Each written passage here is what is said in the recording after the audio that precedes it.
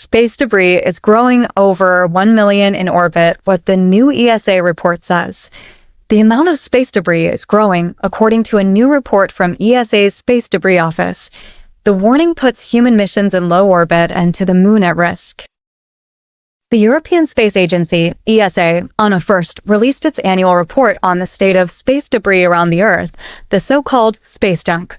The report aims to both track the number of debris and update the international community on the effectiveness of strategies to reduce it in order to improve the long-term sustainability of spaceflight. Unfortunately, the report does not bring good news. Although there is increasing compliance with space debris mitigation standards by public and private companies, the amount of new debris formed by the collision of inoperable satellites is far greater than the space junk burning up in the atmosphere. Even in certain altitude bands, the number of active satellites is of the same order of magnitude as that of space debris. The report highlights how the situation is so serious that even without new launches, the number of debris would still increase due to collisions with existing objects in orbit, including satellites, an effect known as Kessler syndrome. ESA therefore recommends accompanying the good practices implemented for new launches with the active removal of debris in order to allow launches with human crews in complete safety towards low orbit and the moon.